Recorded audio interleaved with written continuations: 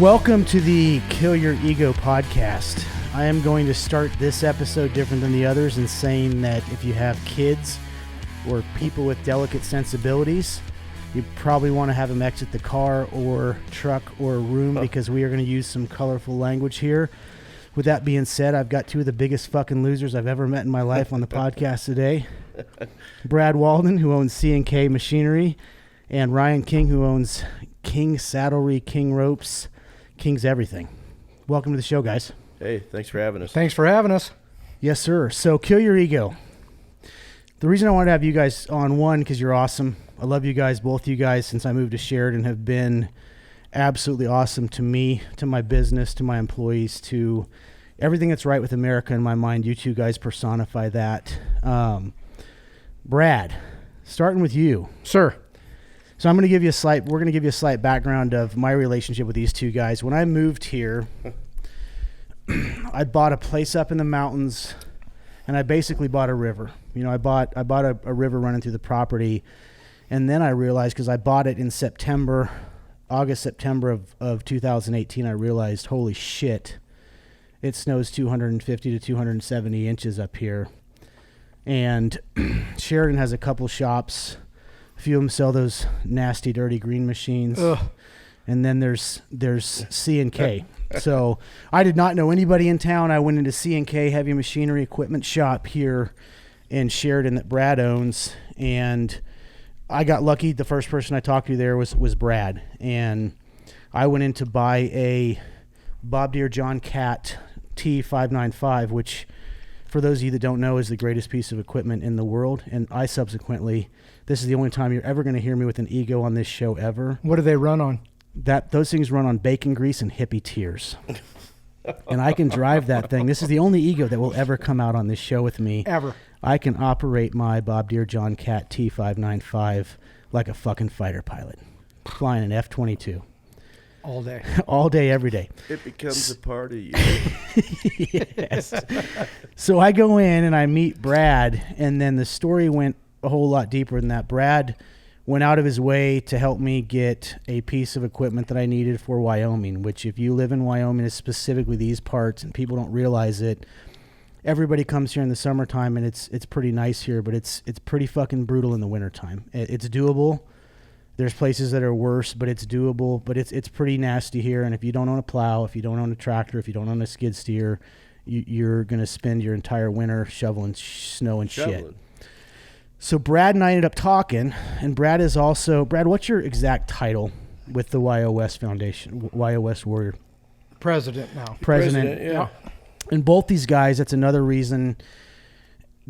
I've dealt with and given money to a lot of charities over the last 10, 11 years, and some of them turned out to be really shitty. There's a few that I support. The Green Beret Foundation is obviously one of those, and then the Wyo Warrior Foundation here in Sheridan, based out of Sheridan. Both Ryan and Brad are on the forefront of that. Brad, talk a few minutes about the foundation.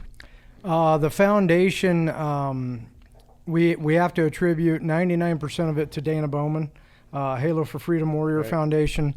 It actually stemmed from Kent Sherwood. Was up at the big motorcycle rally rodeo in Red Lodge and watched Dana Bowman jump in, former SF, yes. Retired. And so he jumps in, and this guy is a AKBK, which is above knee, below knee, double amputee. Saws this 2,400 square foot flag right in the middle of the stadium. Everything's just amazing. And Kent, being who he is like, I got to meet this guy, which if he says that, he's going to go meet him.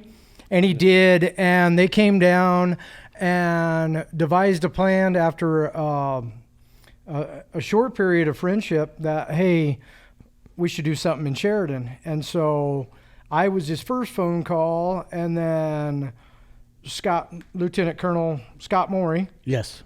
And Ryan King and Dr. Alan Smith and Dave Perfetti and Tyler Baltz. And okay, we're assimilated. We're ready to rock and roll.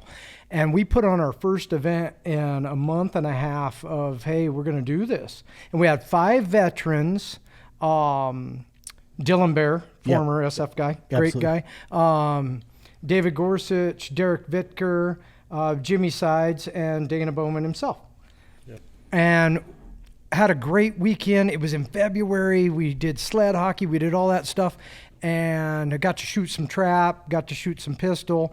But we were just pulling it by the seat of our pants. And we did a 2-day event, which kind of carried over into a 4-day event, and raised 16 grand that first run, which was in February of 2016.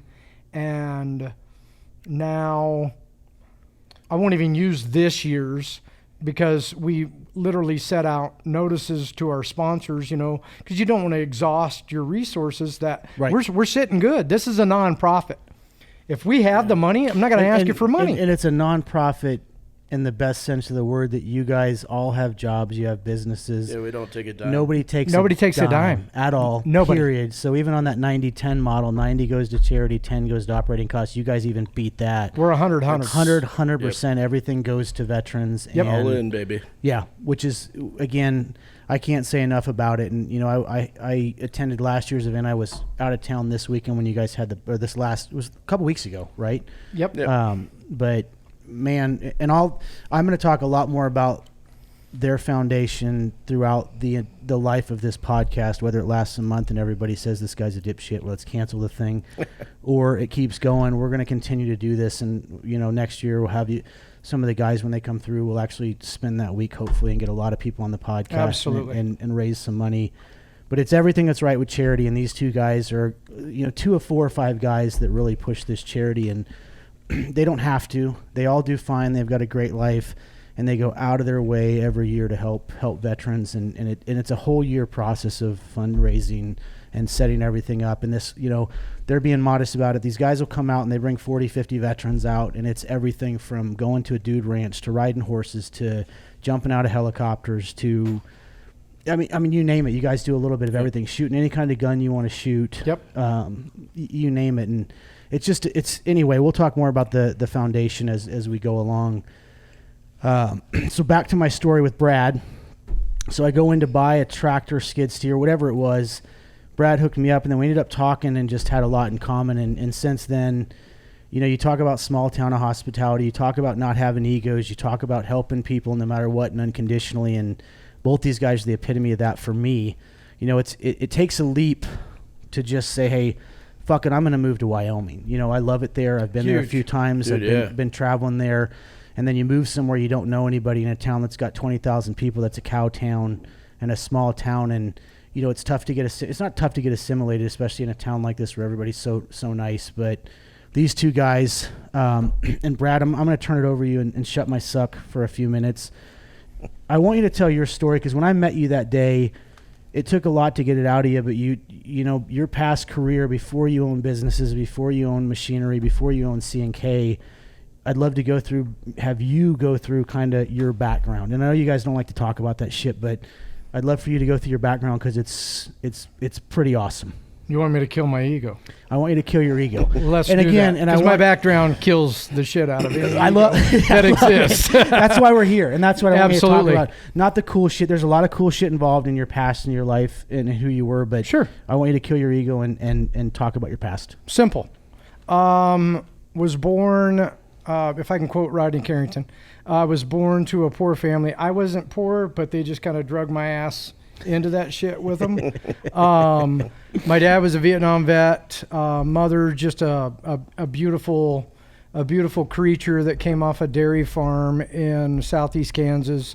Actually had a 6-foot bull snake drop out of the rafters around her neck the day before she left for college, and after that snake wrapped around her neck while she's sitting there milking a cow. She's like, last cow I'm ever milking, and to this date. And the woman's 75. She hasn't touched another cow's tits. So was born in Albuquerque, New Mexico, moved to Kansas about a year and a half after I was born. Bad shit happening down there. It's getting huge. Folks don't want us to be raised in a big city. So they moved to a small southeastern town, which my dad was basically from. He grew up about 3 miles outside of there, and my mother grew up on the dairy farm 10 miles north of there. So they essentially moved back home and raised us kids with all the right values. You know, we had a floor furnace. We fought over in the morning in the winters. We didn't have central heat. We didn't have central air. In fact, my dad took scraps from IMP boat plant to carpet our living room floor. And my bedroom was 6 foot 8 inches by 7 feet 10 inches until I was 14 years old. And then my parents actually let me have their bedroom, which was huge. Which didn't matter because I dated midgets anyway. But anyway, because I was so used to that small little thing. Little people. We call them little people. Yeah.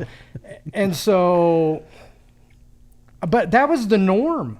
You know, it's like anything. I mean, you've been to third world countries, the whole 9 yards. If you don't know any better, bigger, badder, then that's the norm. Right. And it was simple. Right. It was so easy, and grew up, didn't have, of course I was a heavy set kid. I mean, I was a lineman until 8th grade, and then I started winning these fat men relay races, and I started running anchor and ended up being and was picked on. I was picked on for being heavy all through my elementary years, and my seventh grade year, I was picked on quite a bit. What did that do to you as a kid? Initially, like any child. The reason I ask that is because when I see people that are successful and self-made, it interests me to hear that. Was that a motivating factor for you throughout your life? After you came to the right person with the tear eyes, because like any child, you're not wired. I think to that sensibility, and it hit home. And after, getting that encouragement from mom, dad, it basically just gave me that drive. And then when you get that story about, well, here's, Herschel Walker, or a Barry Sanders story, something like that, then it motivates you, and it's like, okay, I'll drive. And so I went from literally in 7th grade being a lineman and running the weight man's relay besides throwing the shot and disc.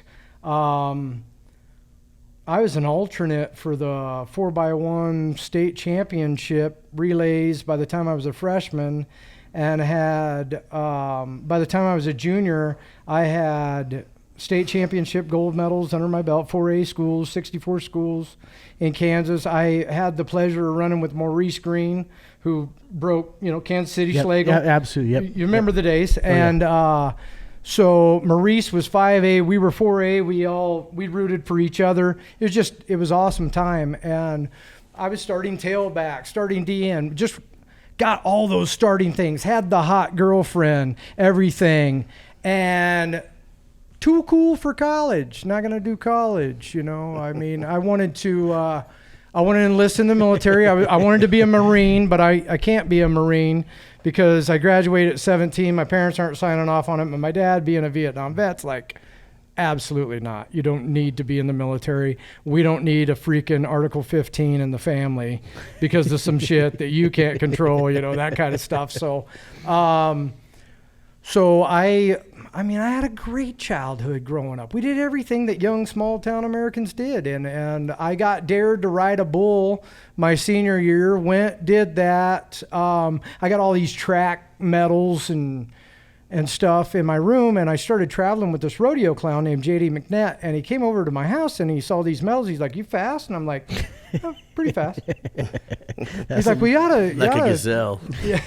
Yeah, you ought to think about fighting bulls.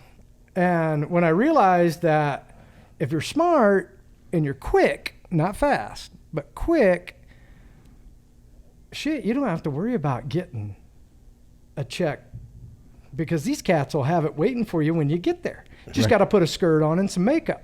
Not a big deal. Been doing that shit a long time. I mean, so that's when I ran into the rungs of being a rodeo clown. So you you said skip college. I'm going to be a skip college. I'm gonna fight bulls. Yep. If you're not gonna let me, if I can't go to the military, and I know college is not my thing because school wasn't my thing, I'll just be a bullfighter.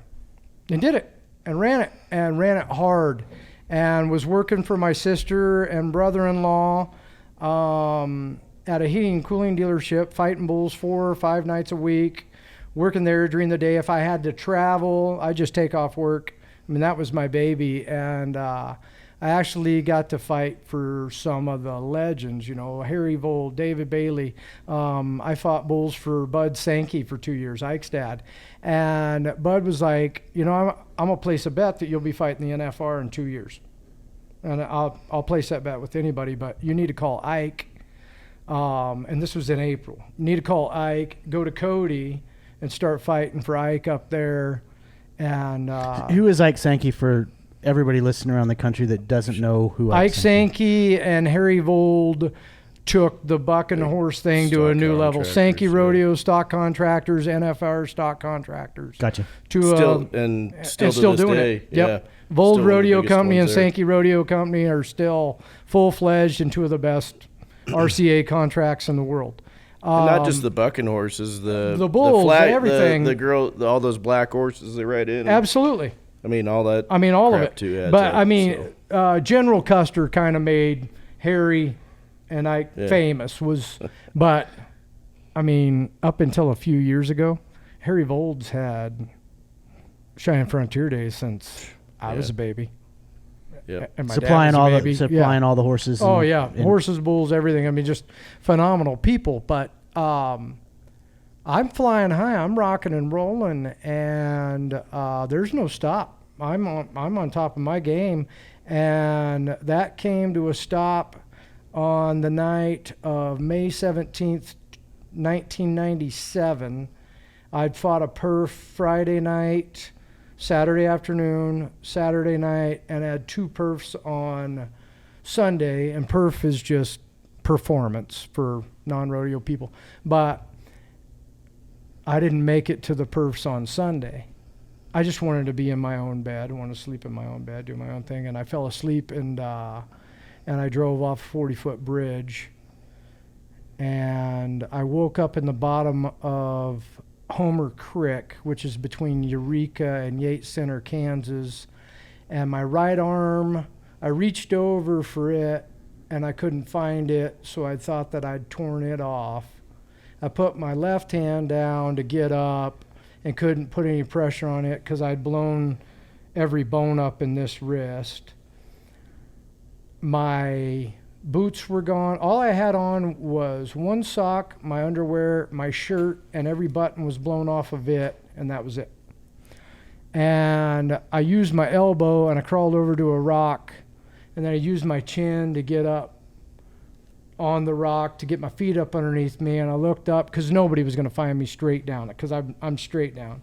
And so I start walking up out of this big creek bottom, and I almost got to the top, and I'm hobbling on these big 6 or 8 inch, river rocks, and I lose my balance at the top, and I start to fall, can't catch myself, and that's where this scar come from. And so here I am in my underwear, a shirt, 1 sock, covered in blood, head to toe, start walking down the road, and some old bald guys picked me up in a Nova, and they took me to the hospital in Eureka, Kansas. And that's probably the last time I ever questioned God's existence or his feelings towards me. Because nobody dropped me off at that hospital, according to the nursing staff, everything else. But I didn't walk to it, okay? And you can't make that shit up. So they just said you came into the hospital. I came into the hospital, walked right in the ER. I remember them blatantly getting me out of the freaking car, he would not let me, the one that sat in the back seat would not let me fall asleep because I kept wanting to fall asleep. Worried and he kept about waking me up. He was worrying about it, concussion. And they walked me into the ER. ER put 167 stitches in me. Of course, I told them to call my parents, even though I'd lived on my own since I was 18. Call my parents. My parents come get me. They take me to the hospital. That hospital won't reset my wrist because they say he's got a broken neck. Put me back in an ambulance, back out to Wichita. ICU 7 days. Finally, 7th day, I barter with this doctor, and he'll let me go home if I can walk and if I can keep my food down. And so I two-stepped like 20 feet in the hallway. It was like, shit, I can dance. So that should get me something extra off the top shelf since we agreed on walking and I danced. Laying it on thick and being a smart ass goes a long way. Exactly. And I eat this cracker with Jell-O on it. And so we're good. I get in the wheelchair. They start wheeling me down the hallway and I got to throw up. Oh. And so I'm throwing up in my mouth and I'm catching it, I'm swallowing it. And my dad and my mom are out there. My dad's in the truck. My mom's like, my dad's just like, just get him in the truck. And they're loading me in the truck because he knows what's going down. Yeah. And he just hauls ass through the parking lot, pulls over, and I throw up all over the parking lot, get it out of my system. I get home. The next day, I'm eating chicken fried steak. Of course you are. Mashed taters. Absolutely. Green beans. I'm going on walks 3 days later with my sister. She walked me around the block. Now, I'm not supposed to ever get any use of this arm back. Right. Expecting a full recovery on the other arm, but don't know if I'll do this, don't know if I'll do that. Just negativity that I didn't need in my life. So long story short, 3 months after the accident, I was back in the arena fighting bulls. I fought bulls for 7 years with one good wing, and I retired on my terms because I'll call the shots from here on out. How's that? And that's the mentality that I worked with, Well, that's the mentality you still have. I still have that mentality. You and I talk weekly. Oh, yeah. And you laugh at me because I think every time I call you, it's because I'm brand new to Wyoming and I'm fucking something up and I'm like, Brad, I need help. How do I fix this? How do I fix that? Never. Do you know anybody that has, I need this, I need that, I need a guy that can work on my well, I need whatever. That's why we're here, though. Yeah, it is, though, and that's small town. That's small town camaraderie. Hospitality and, yes. and camaraderie and hooking Who do up. I go through for this? Yeah, Who do I go for? And hooking other people with small businesses up that are good people. So that point in your life, to fast forward to now, you own one of the more successful heavy machinery shops in Wyoming, or the region. How did you end up? Fast forward. How did you end up purchasing your business or starting your business? I was going to. I was coming to Wyoming regardless. Right. I mean, fighting bulls, and I'm like, well, now that I'm not going to come to fight bulls, then lost cause. No, I'm still coming. I ended up in Torrington, Wyoming. Bob and Chad Deseret gave me a chance. Are you double cannon? I'm double cannon. I just watched you open one that was only had about a tenth left, and you already pulled another can out of your pocket. That was so empty. Guy. You got to it's like a relay race. You don't just stand there until the guy gives the baton. You got to take off and get the baton while you're flowing. I love it. Absolutely. I love it. So heavy machinery, how did you end up in heavy machinery? Because heavy machinery is hot. It always has been in the farm and ag community, but now every other Instagram page is somebody I made with my living $1 with million tractor. Yeah, I made my living with my arms. I got bored searching out something to do. I went farming for a guy named Steve Frank. Steve ended up buying an AGCO dealership. I was going to have to quit him because I'm like, well, you don't offer insurance, you don't offer benefits, anything like that. And he ends up buying half of this AGCO dealership, and they're parts, man. Like I say, nothing is coincidence. Nothing on the planet is coincident. Couldn't agree with you more. Ever. Yep. You might have to wait 6 years or 6 minutes right to figure out why, but nothing is coincidence. No, and you and I have had that conversation, especially on my end recently with the life changes I'm going through. Like, nothing's coincidence. Nothing. If you have a problem in your life, you created it. Absolutely. If there's something good in your life, you probably created it. I don't really believe in coincidence or luck. I just, at this point in my life, I don't. And you and I have talked about that before. It's true. Yeah. I mean, and to thine own self, but that's my belief, your belief, and I'll go with it all day. The parts man's, the part man at that dealership he bought had got a girl pregnant in Canyon City, Colorado. So he's got to move. So we got a spot for you here. So I started working parts, $7.50 an hour, had insurance, was tickled. I was knocking down $229 a month, or $229 a week with overtime. Then I started selling a little bit, and we had the agreement on these Arctic Cat four-wheelers, and this was the straw that broke the camel's back, was that if you sold a four-wheeler instead of doing a percentage or any of this BS, that the commission would be $25. And I had sold this four-wheeler. They had to go talk to their parents, come back, but they'd be back that afternoon, yada, yada, no big deal. But I'd spent all morning with this young couple and got it knocked out. They come back that afternoon. I'm busy at the parts counter. Robert goes ahead. He takes care of them with the PO. And Friday rolls around, and I go to settle up. And he's like, well, you didn't sell that. I sold that. And he witnessed the whole thing. And I'm sitting there at 21 years old going, if you'll screw me out of $25 on a $4,300 four-wheeler, what are you going to do when I pop a $300,000 combine? Right. How are you going to try to fiddle me out of that? So I grabbed a directory book that showed where these AGCO dealerships were, and I saw one in Torrington and one in Sheridan. And I called the one in Torrington, and they had just bought it. And they were looking for a salesman. And I lied. I lied so bad. It was the most epic lies, though. Because it wasn't even like, you know, you sold 3 of them, but you're going to say you sold 5. Not me. I'd sold 3 of them and was like, shit, 47 last year. I was employee of the month 3 times in 1 year. In 1 year. Hey, hard times call for hard money. I was employee of the month 3 times in 1 month, according to this thing. And I did. We're all in trouble now. We're all in trouble. So I totally blew that thing out of proportion with them. They're like, yeah. And then, like, realism, because I was making $18,600 a year at this point in my life, and I'm like,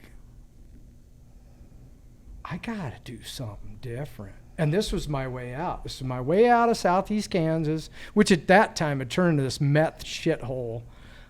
You either farmed, you ranched, or you had a lab, you know, aside from factory working and stuff like that. But it got so bad down there in the 90s.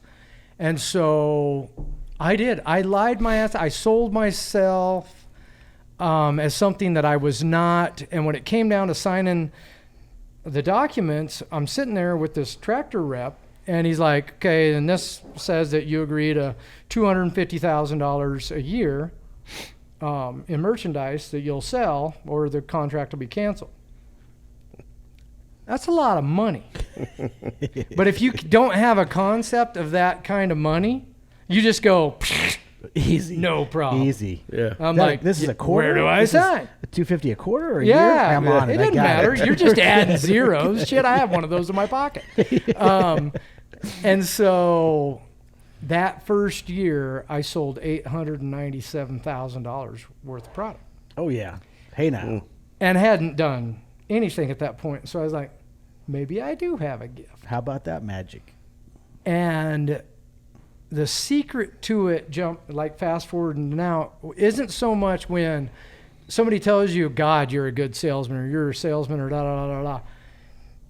You'll get that comment from somebody because you're a smooth talker. I go after that comment for being a smooth listener.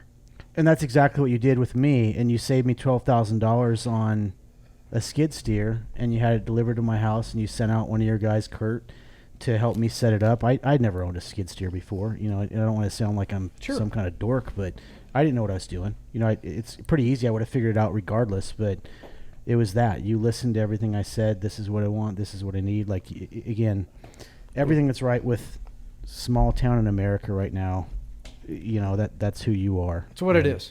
And I'll wrap it up real quick on, you know, taking it to now.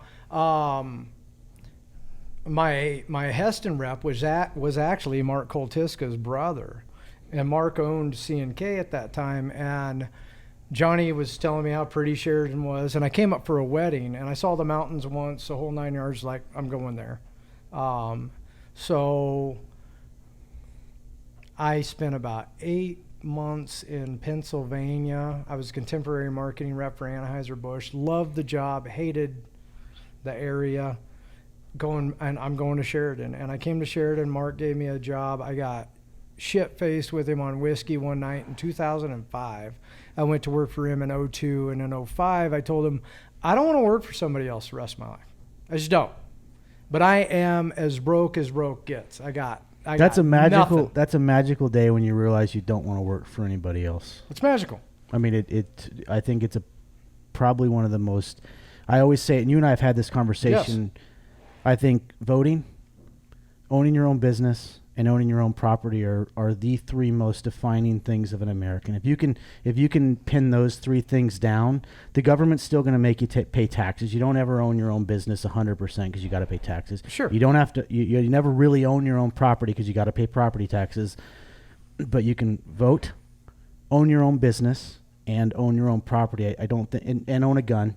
I don't want to go way into a Second Amendment thing, but those four things right there. They're huge. Yeah, and then everything else around that, having a family, having good friends, having good people, you know, your community, all the stuff that Sheridan believes in. But those four things right there. I think they're so huge is because they're your choice. They are. They're an opportunity, but they're your choice. And you can say yay or nay. Yeah. But it is open. All four of those things you mentioned are open to every man, woman, and child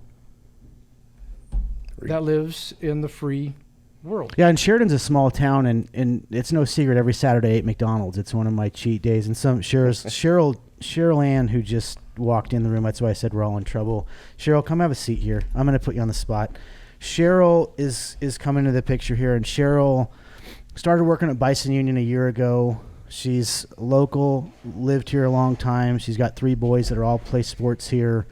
She roasts coffee and does stuff with me at Bison Union 60 hours a week. She has a lawn mowing business that she does. Her husband is second in command at a home builder here, works her ass off. So she's going to be humble. She has zero ego. She's also a CrossFit coach at Cloud Peak CrossFit, which is a local CrossFit right across from the coffee shop. Welcome to the show, Cheryl. Hey, guys. Cheryl also spends about 20 hours a week giving me shit and busting my balls, so she keeps me honest. It shows. But so that's when you made the decision, hey, I'm going to 2005. own my own shop. And all I got told was keep doing what you're doing. And you don't have to worry about it. And I bought it in 12 from him, and I've owned it ever since. And I don't really own it. My employees own it, you know. Yeah, it's one of the best shops, and I don't work for Brad. I don't get anything from Brad. Brad gives me a free hat every now and then. I don't even like Brad. Yeah, nobody likes Brad. Nobody does. I just had him once. That's a good You go story. to the free hat room for that? Yeah, there's only 2 ways to get a C&K hat. You're either on the team or you go to the secret hat room with Brad. But yeah, so C&K, again, like, it's small town, heavy machinery equipment shop, and I've been urging Brad to run for the mayor of Sheridan. Ryan has too for quite a while. I'd vote for you in a heartbeat. So, At least something. yeah. City council, maybe. And that leads us to We Ryan. might have a good write-in on city council. You guys should both be on the city council. And that leads to introduction of Ryan King, who's to my right here. And Ryan, airplane claps. If you live within 10 states of Wyoming and actually around the entire country, if you're anybody in the ranch and ag space, this is near and dear to me to have Ryan on, because King Ropes and King Saddlery is arguably pound for pound one of the greatest lifestyle and brands in the history of America.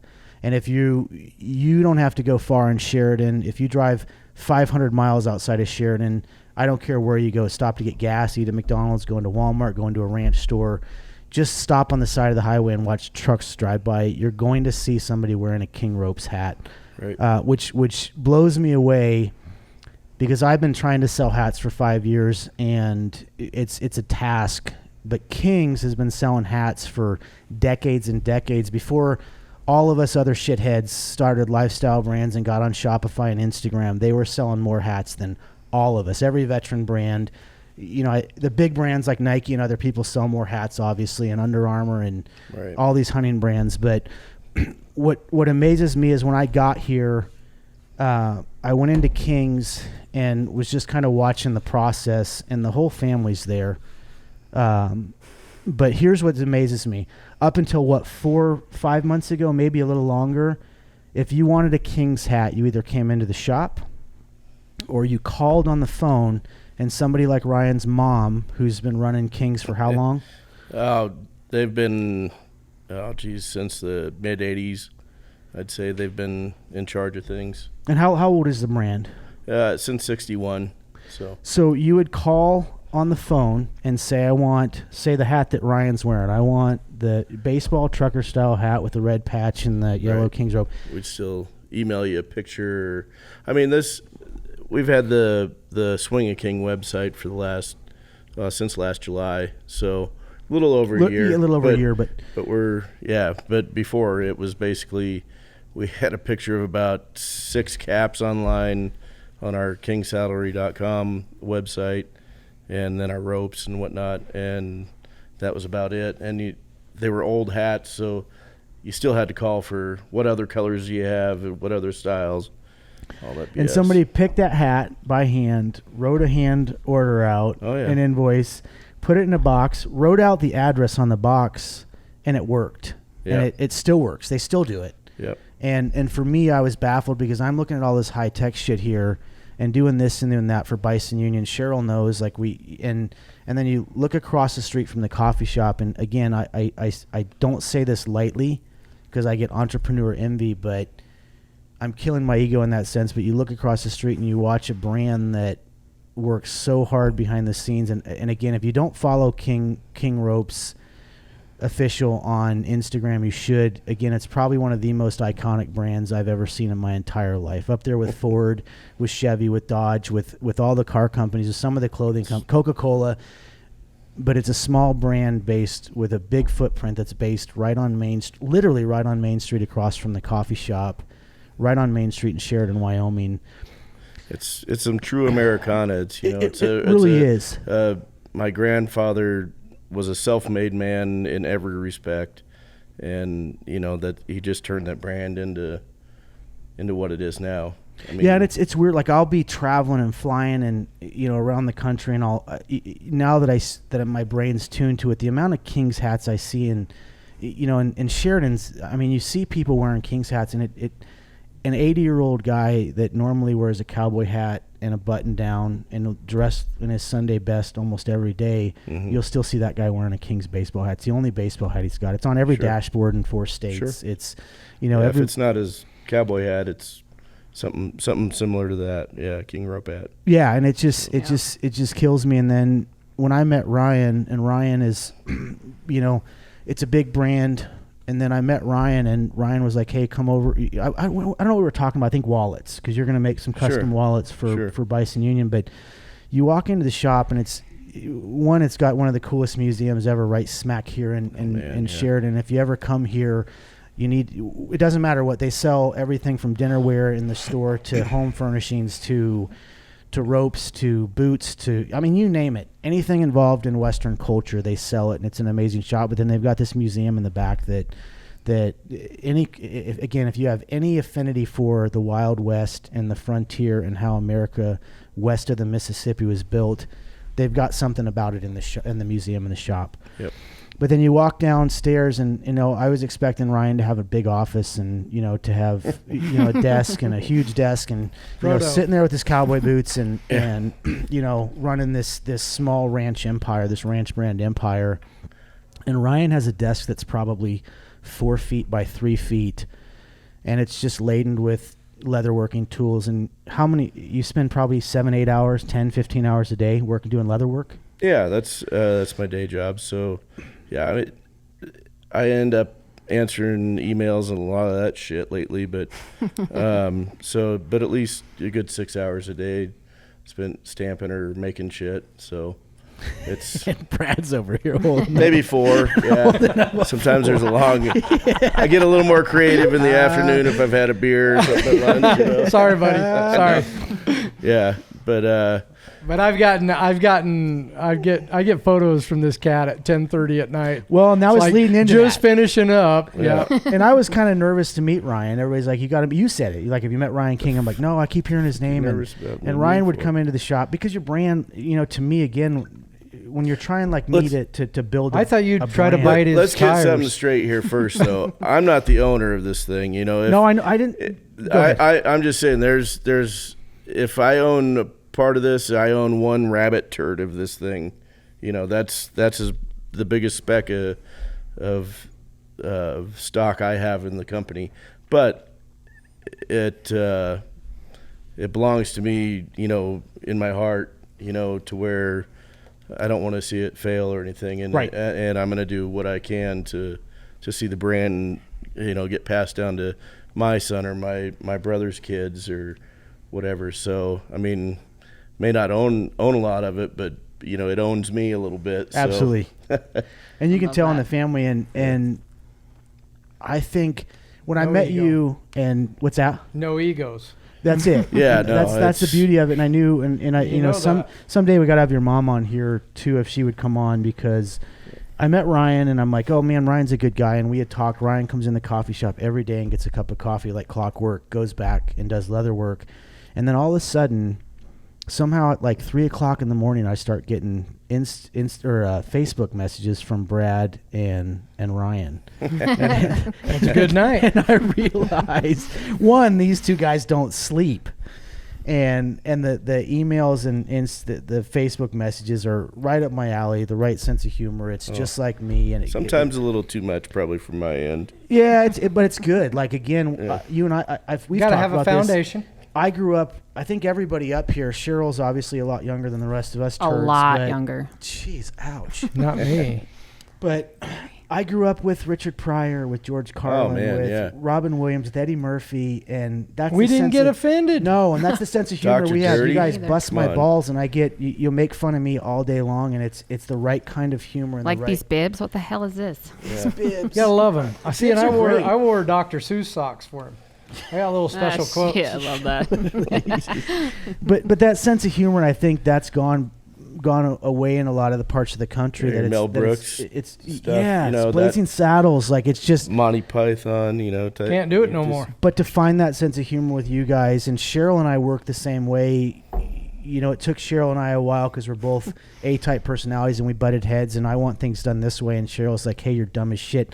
If we do it this way, it'll save us a half hour. And I would be like, no, I'm in charge. And Cheryl helped me kill my ego with that, which I'm glad she came on, because that's a huge piece for me, is to own a business and have somebody come in and critique you and give you constructive criticism. And for me, I was insecure and couldn't take it.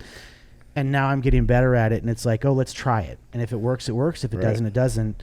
But having teammates and having, people that you work with and you spend time with, I think we've gotten away from that. And with all the chaos, I don't want to get into political, because the three of us could rail for 6 hours about politics. But my point is, there's still good people in America. You just have to find them. You got to find them.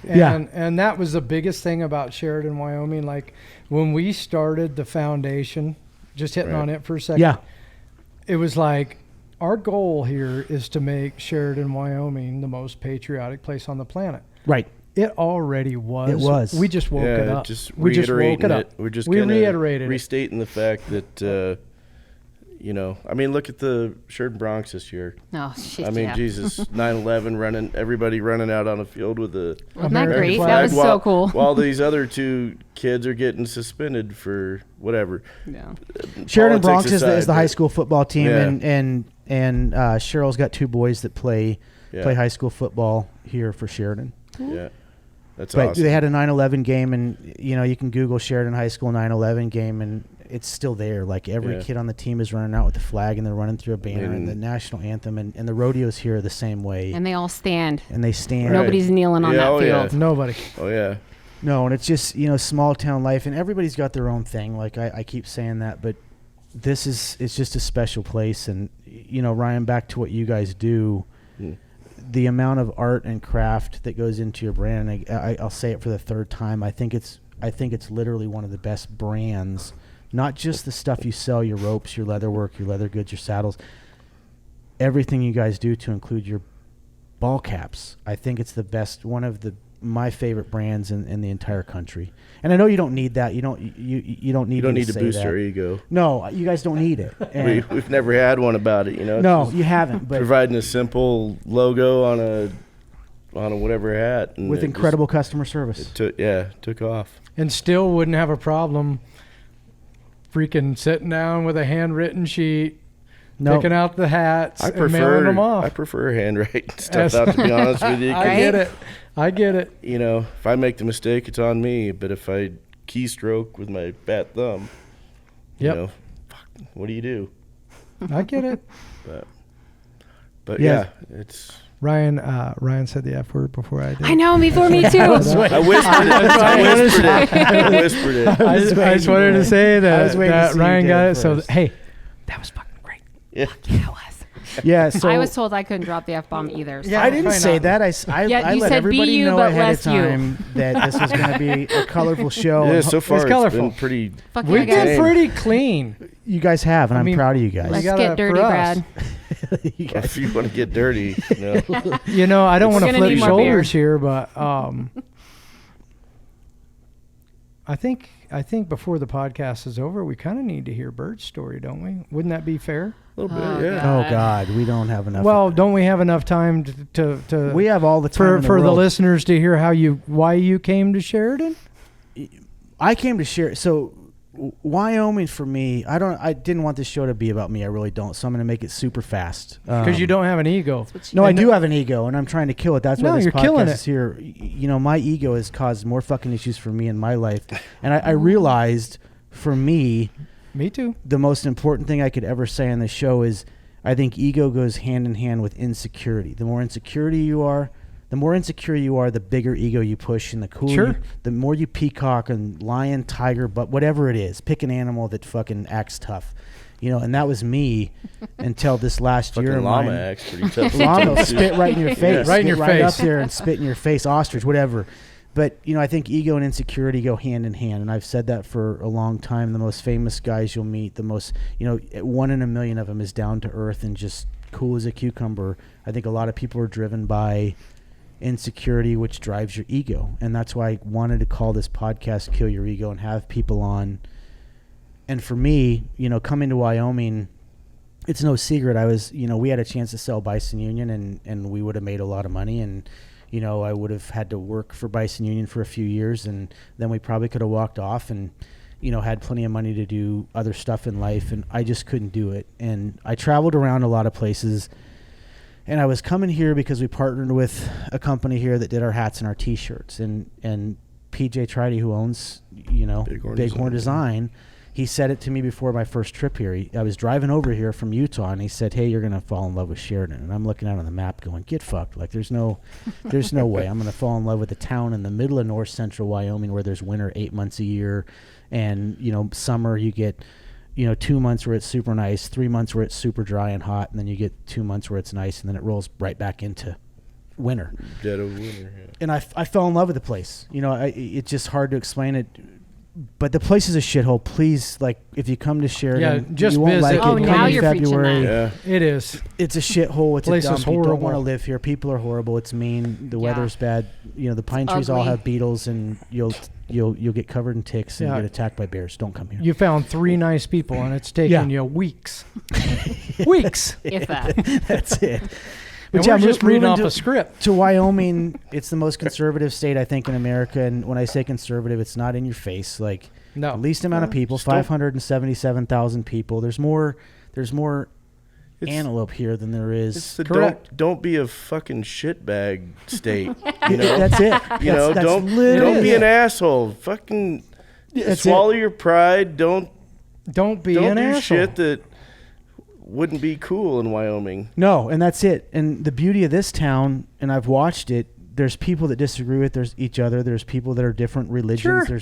They're different political backgrounds, but Ryan just summed it up. Don't be an asshole. Don't be an asshole. And people get along here in a sense that there's a respect.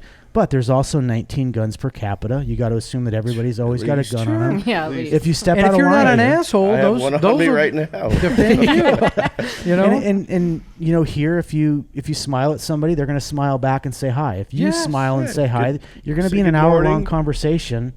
If you're an asshole, you're probably going to get punched square in the fucking mouth, and it's still At some point, yeah. you might It's go. gonna happen. Yeah. You know it is. If you're an asshole here, gonna you're happen. going to get punched in the mouth, or you're going to get asked. You're going to get asked to leave in a way that, for me, is reminiscent of the 1800s. And I know some dipshit out there is going to go, well, the 1800s women couldn't vote, and there was this, that, and the. I'm not talking about that. I'm talking about decency, and if your neighbor's a good neighbor, be a good neighbor Be a good back. neighbor. If Yeah. the store that you go to every day is good people, be a good person back. If your Treat community needs people help, with respect. that's it. Period. Magic You know, word. golden rule kind of Yep. shit. How about that magic? Yeah. Your Respect. race does not matter. Your sexuality No. does not No. matter. None of No. that shit matters. It's a kill your ego state. Yeah. Just don't be an asshole. No, and that's Amen. it. And having a coffee shop, and Cheryl and I roast in the back of the coffee shop, so we see it every day. And you'll get people with a B next to their bank account, with $1 billion in the bank, that will come into a coffee shop, get a $1.70 cup of black coffee, and they'll be wearing normal clothes. Yep. Yeah.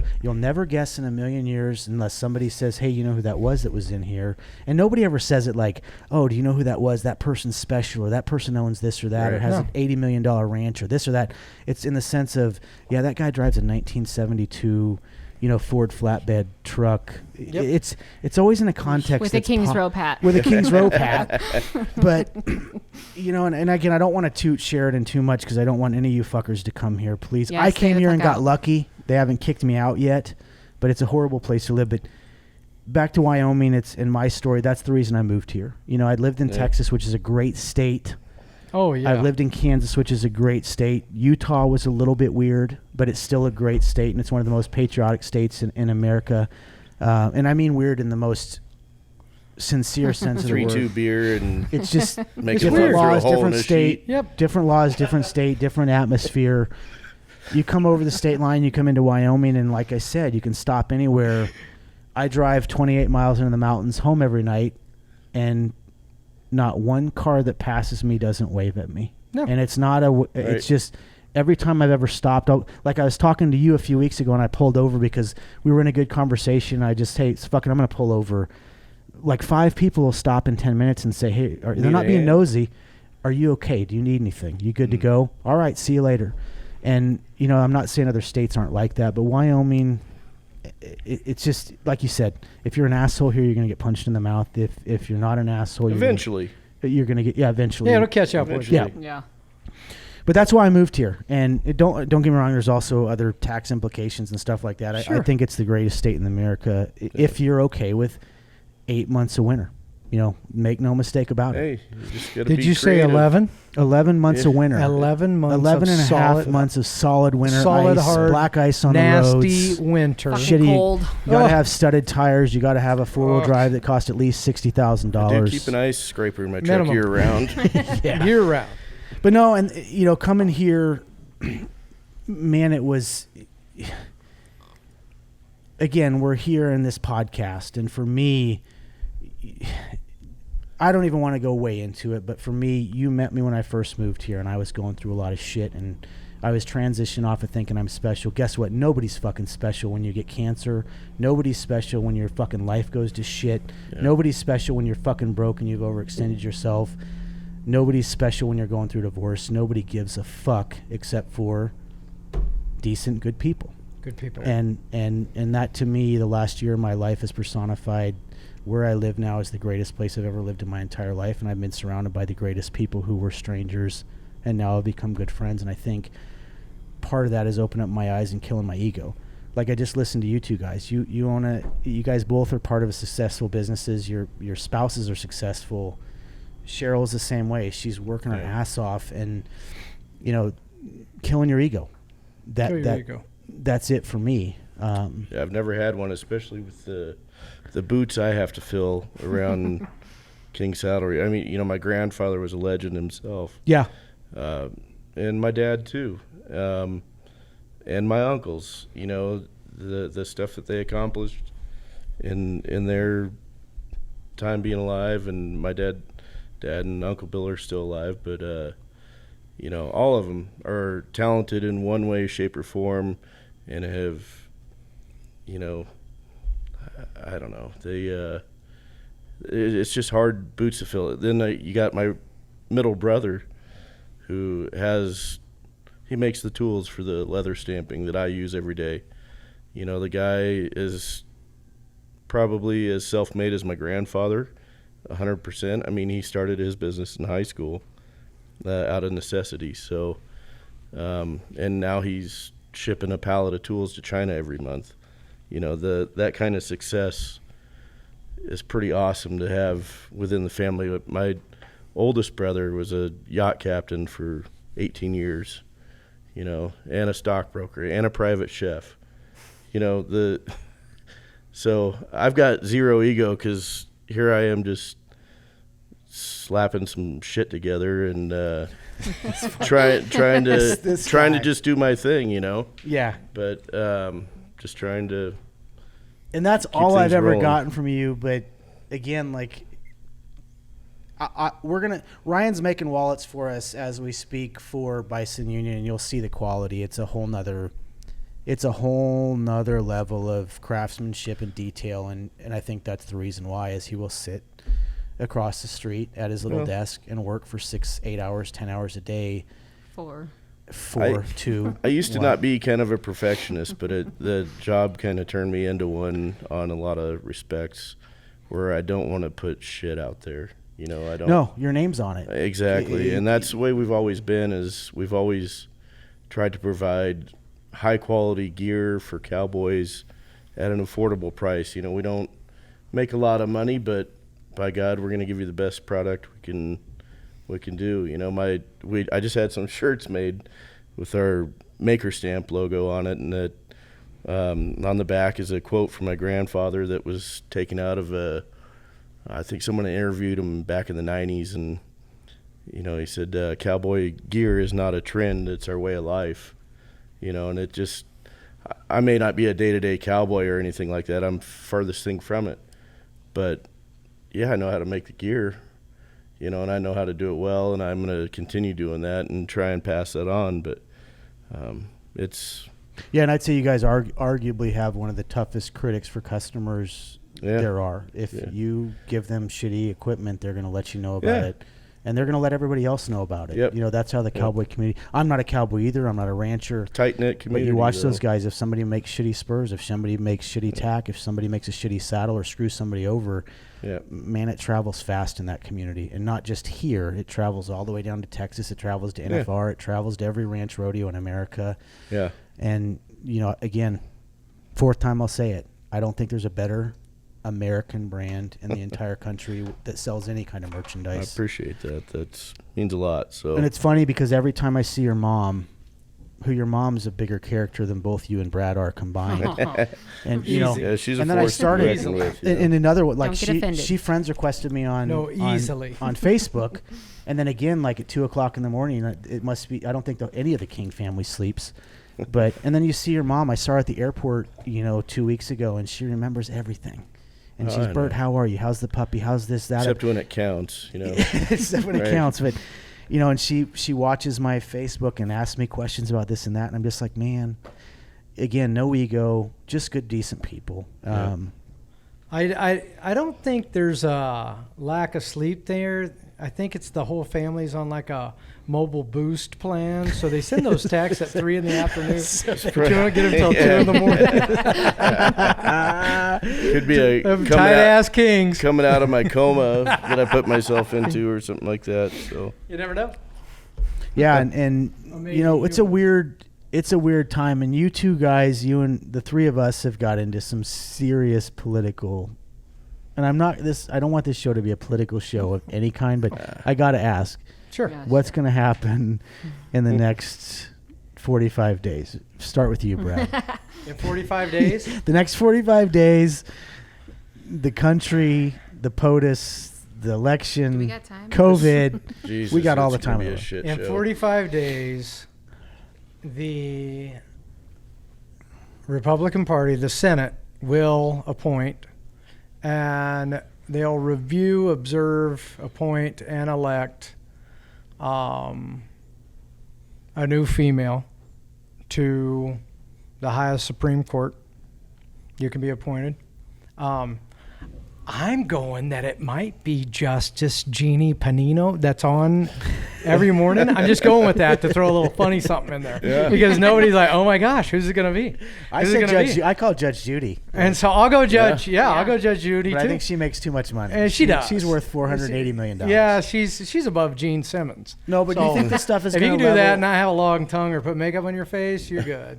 I don't think it'll drag out. 10-inch tongue, Honestly, nothing makes 'em my honest sick. feelings is that in 2016, I predicted it based off of social media, because the ideology will have us is that we're the older generation. We don't delve in social media as much, But if you looked at what social media was doing pre-2016 election, it had a neon sign pointing to Donald Trump, regardless of your feelings. I'm just saying those are the facts. This year, it has neon signs swelling towards this. It's not going to be. I don't think it'll be of Ronald Reagan catastrophic. 49 out of the 50 states, but I do believe it'll be that 360 to 160. It'll be a landslide. There won't be the whole, we're going to have the conspiracy theory that we're going to have to wait until February and Nancy Pelosi will Count end all up being this shit president and everything. You can do that in a game of horseshoes when you're drinking and you're off by 1 point. But when you haven't even gotten a horseshoe close to the stake, it's kind of a no-brainer, and the world starts to see through that. And that's what I honestly will believe. I believe will happen. And I think there'll be a bunch of rioting and looting and a blow up, and there'll be 4 more years unless one party or the other controls the trifecta.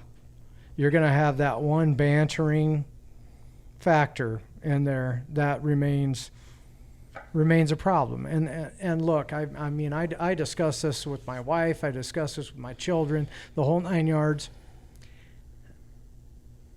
You're not gonna get everybody on your side. You fought wars going on that have been going on since the beginning of Christ. Yeah, it's crazy. And you're not going to change those people's thoughts. No. And you're not going to change other people's thoughts. All you can do is be respectful of them. And instead of trying to beat somebody with your fist, go beat them at the voting booth. Yeah. You know what I mean? And I keep saying it. Vote. If you know, and no matter how pissed off anybody is or what your opinion is on the internet, you got to vote. Like if you're going to post, you can post your opinion all day long, but if you don't vote, to me, you got to vote. Like just, and again, it's the one thing the government can't take from you unless you're a felon or you have something else. Right. That's the one thing that in this country, at the end of the day, that's it. Your driver's license, your car, your house, everything. The government can take it if they wanted to. They can't take your vote from you. Not in America. It's not ever going to happen. No. A vote is a vote. So get out and vote. Ryan, what do you think?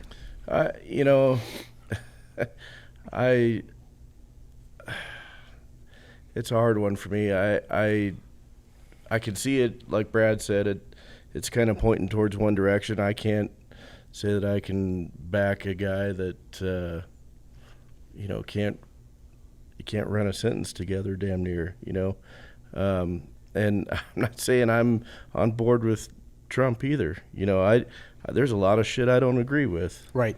But if we got two, I'm going to vote for the one that's been, in my opinion, kind of trying to get decent things done for the most part, and is getting blocked along the way, just kind of cock blocked the whole time.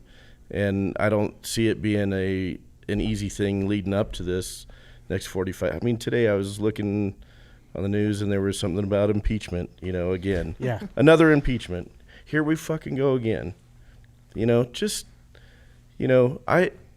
someone else gets elected next time that's a Democrat, I don't know. I don't want to see the fighting again, but God damn it, if they're going to make it this hard for one guy to do it, why not make it that hard for the next guy? And I think that's the pattern we're going to step into, is that these kind of games, unless somebody stops it, are just going to keep happening. Yep. Right. Guess who's going to get screwed at the end of the day? You and me. Small Johnny, business owners. You. Old Johnny And- taxpayer yeah, here.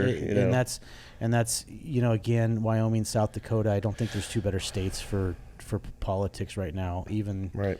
Wyoming does have a moderate Democratic governor, which is strange to me, but these states do right by the people that live there. And I think, it's just crazy. Like you said, I think more and more, if we keep this pattern up, it's going to be the next one's people going are to getting be fed up. Everybody They I've are. talked to, we're fucking fed up with stuff.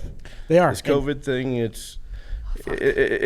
it exists. I'm not going to be the guy that says this isn't a big deal.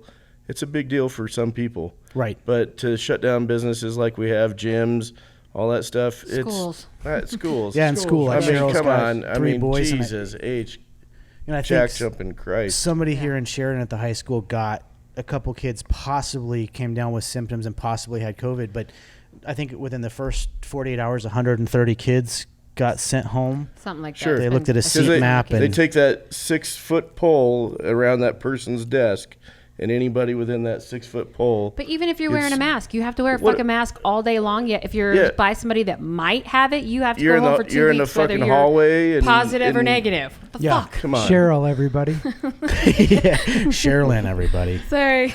Rocking you. But until you're 2 still o'clock driving hour. like Cheryl's got 2 boys that play high school football, and Yes. high school sports here they're huge. Yeah. Huge. And Cheryl, how far did you drive last week? 6 hours. One 6 way. hours one way to watch your boys play, and it's like that every Right. weekend unless it's a home game. Wyoming's a big state, Yeah. but people are trucking. Brad's got a kid in high school. You've got your son's not in high school He's yet. junior high. Junior Yeah. high, but that's one thing I love is that. Yeah. But everything could potentially be shut down because you looked at somebody that's got COVID, Right. possibly. Right. Yeah. Yeah. Well, Carrick, where are we at on time?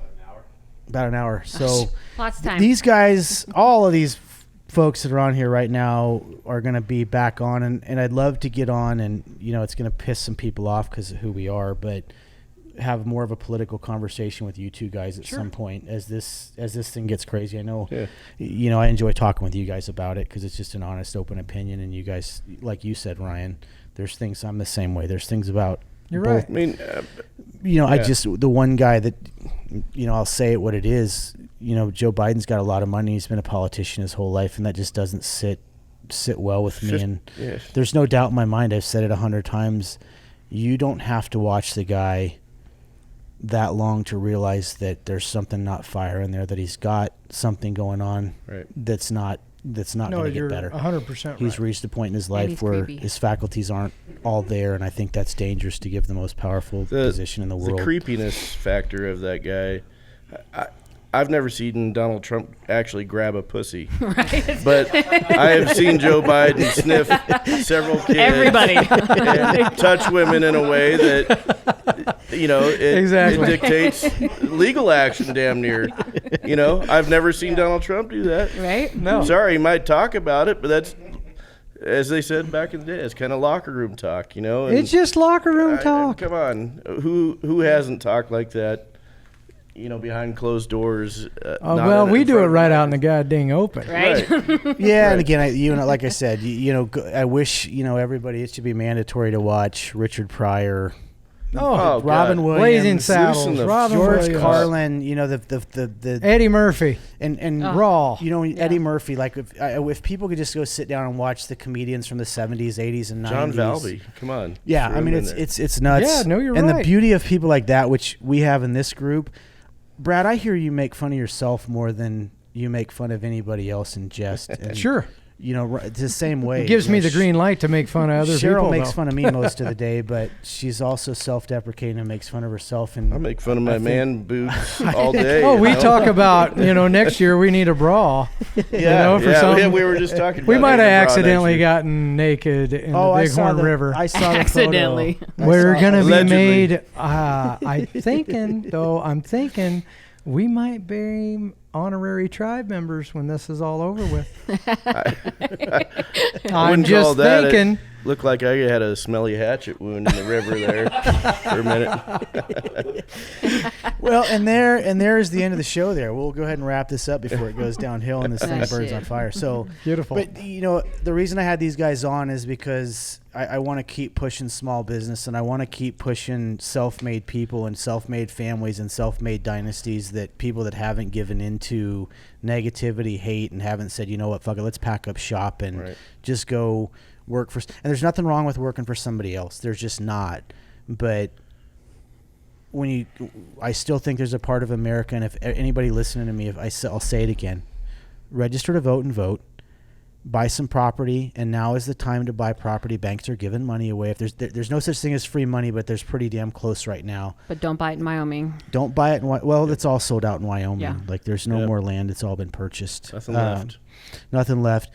Buy land, buy property, vote, and then if you can start a small business, even if you're making $100 a month with your small business, own a small business and see what happens to it. When you put as much time into that as you do into the other things in life, I think you can't be rewarded more Right. than owning your own business and starting to make a little bit of money. Even if it's $100 a month. Thank you guys for coming on. Thank you for Thank you for having us. Everybody's going to be on, hopefully more often. You'll see these characters and get to know everybody a lot more. Thank you guys so much for listening. Thanks for coming on. Cheryl, thanks for crashing the party. Thanks for letting me. And you guys will get to know a lot more about Cheryl. She's integral and a huge part of what Bison Union has become, and we get more successful every day, and it's Don't because fuck it up. Don't fuck it up. Don't fuck it up. That's good tagline Yeah. to leave. It's a good day to be alive. Don't fuck it up. And for everybody here, say hello to your dogs. Thanks for listening, everybody, and we'll see you soon. Thanks, Bert. Thank you, Bert. Thanks, Pow, Bert. pow.